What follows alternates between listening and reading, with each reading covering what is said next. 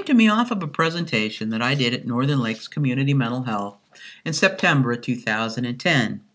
Making and using a people map is one way that we can see who is a part of our lives.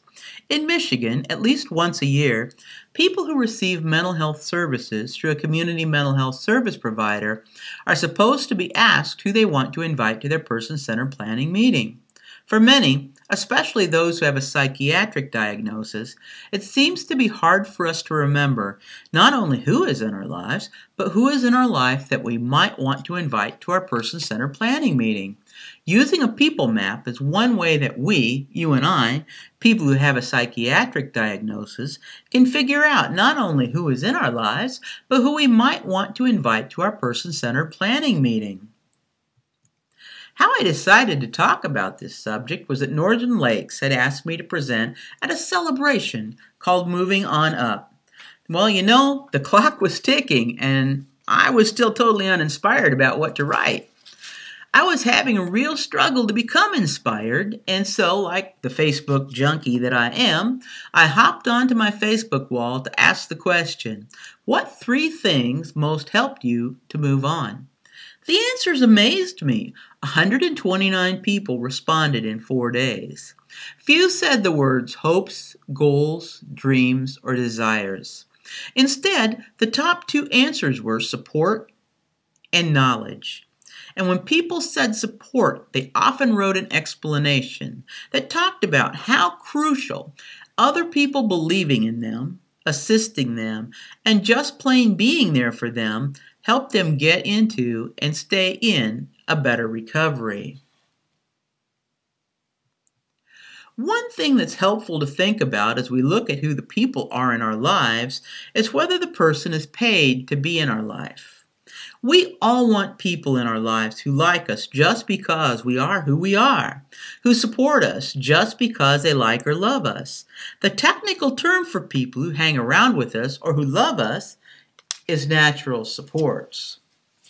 The people in the list that labeled unpaid supports are considered natural supports, and they usually hang out with us because they like us. And I actually find the term natural supports it's kind of strange. When I go up and ask anyone who isn't in community mental health services who they consider a natural support in their life, they kind of look at me like I have 2 heads and they laugh as coffee snorts out their nose. For some reason, they don't seem to have a need to look at and know who is a part of their life. They just seem to know who is there or who is not there.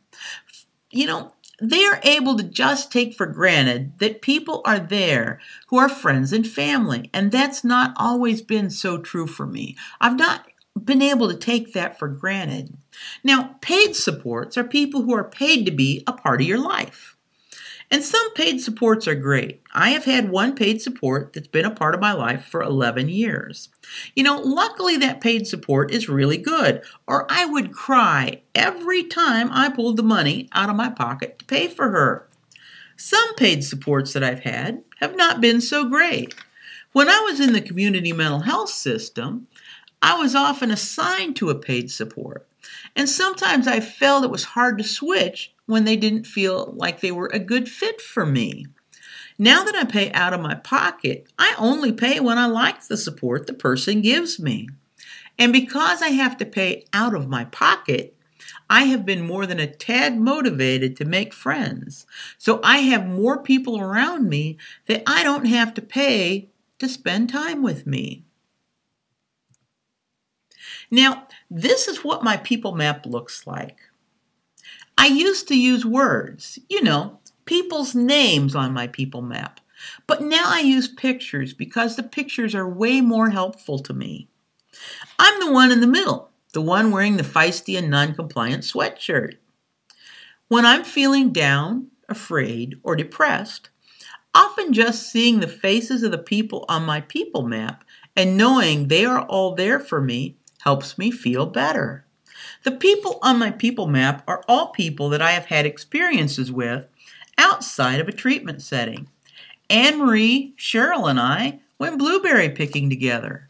Mary Beth and I went to Orlando. Melly, Anne-Marie, and I have been motorcycle riding together. Norm and I went to lunch last month. When I look at my people map, because there are pictures, I now automatically remember the good times I've had with the people on my people map. Now, making a people map with pictures is pretty easy now that it's in the Facebook or the digital age. Before, it was kind of hard. If you are friends with someone and they have a digital picture, you can use one of their Facebook profile pictures or just a digital picture.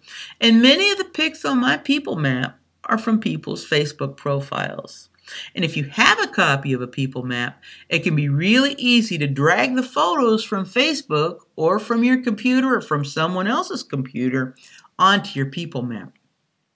Whatever you choose to do, make the people map in a way that's most meaningful to you. If it's not meaningful to you, the person who's using the people map, there's not a reason to make or have or even use a people map.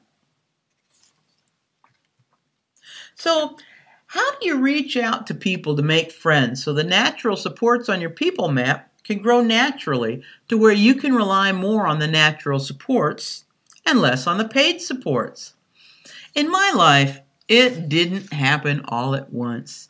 In fact, it happened fairly slowly for me. I have a really hard time with anxiety, and it can make it very, very hard for me to make friends. So for me, it was one person at a time. A couple of people I knew a year or two ago that I wanted to become better friends with, it was hard. I have to try hard to make friends. So two of those people on my people map are people that I thought about making friends with for a year before I was able to move on and actually make friends with them. Now, some of the people that I made friends with in the past are no longer on my people map. I am no longer as close to them as I once was. And frankly, some people I wasn't very close to, I found I like them a whole lot more now than I did at first. I have become close to them. And I tell you that because that's pretty natural. That's pretty typical. Many of the people in our lives don't stay there forever. They become close to us, and then something can happen. They might move away or have to go to work, or something else might happen. This can depend not only upon what we need and what we can give them, but what they need and can give us. Sometimes we look at relationships with other people and we try to lay blame on what went wrong. But sometimes I've just found that it's just our needs and wants have changed as both of us have grown as people. You know, when I first started out using a people map, I didn't really have anyone I could put on it. It was pretty scary when I looked and realized that there were very few people who weren't paid on my people map. There are a lot of different people maps out. Now, one like this one that's on my screen doesn't have a section for us to put paid support staff in.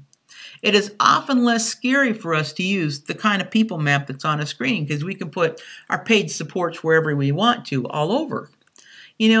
But then we might not take the time to look at who is and isn't in our lives that's being paid or who is in our life that isn't being paid. I know I would never have realized that most of the people in my life were paid supports if I hadn't had the kind of people map that divided it up that way.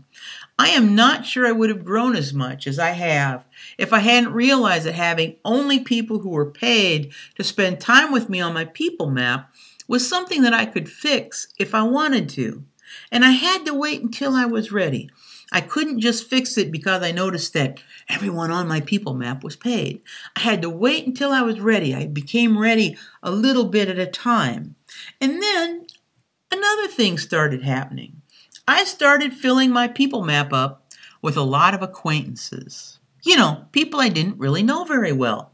I had realized then that I had no friends, and I didn't just want my people map to be filled up with people who were being paid to spend time with me. So I put acquaintances all over my people map. I was so ashamed and scared that there were no real relationships in my life that I would put anyone on my people map that I knew. Someone I attended a meeting with once a month? Yepers, I had a relationship with them, so they went on my people map. someone I saw on the bus once every 6 months that might or might not say hello to me, all on my people map they went. And sometimes I still have to fight that urge to fill up the spaces. But I have found that there is great value in having a few special friends who I know would fight fiercely for me and that I would fight fiercely for. When you see pictures on my people map, those are the people who I know are there for me and who will support me. I also will support them and be there for them. The people who are in pictures on my people map are like that to me today. Will they still be there 6 months from now? I'm not sure, but right now, they're there. It's not easy to get to know me. Because of my severe anxiety, things like counting off in meetings becomes anxiety producing for me. It becomes agony for me. I freeze up and I can't think. It still happens today, even when I somewhat know the people I am in a meeting with. There are a lot of people who walk up to me and the first sentence is, "Marty, we need you," or "Marty, we need you too."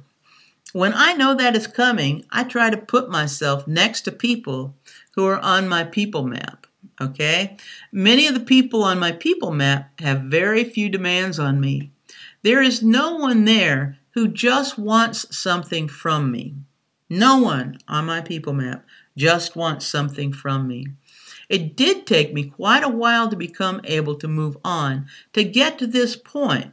And I did it by finding people I wanted to be friends with, and then slowly learning how to make friends. Learning how to be friends, to really connect with people, and not just network with people, has not been easy for me, but it has been really rewarding. It took a while, but it's really been worth it. I just can't say that enough. And I realize now that making friends is a lifelong process. I have found that I have become who I am and what I am able to do often has to do with what relationships I have in my life and the support I have from those relationships. For a long time, I was told that I needed to be independent. But in reality, the world isn't independent. The people in the world are interdependent. People are people. What this has come to mean to me is to look at and examine the relationships that I have. Sometimes I can see that a relationship might not be worth the work it would be. It might not be worth the work it would take me and the other person to keep that relationship going. And sometimes I see that the relationship might just not be a good fit for either one of us. And sometimes I see the relationship as being of very, very great value. And I am really willing to work at that relationship to see what might happen. Each time I look happy, there is, or was, some kind of a relationship that was happening, or I knew there would be friends to share the experience with at the end of that part of my journey. Thank you. This is Marty Raymakers, martyraymakers.com.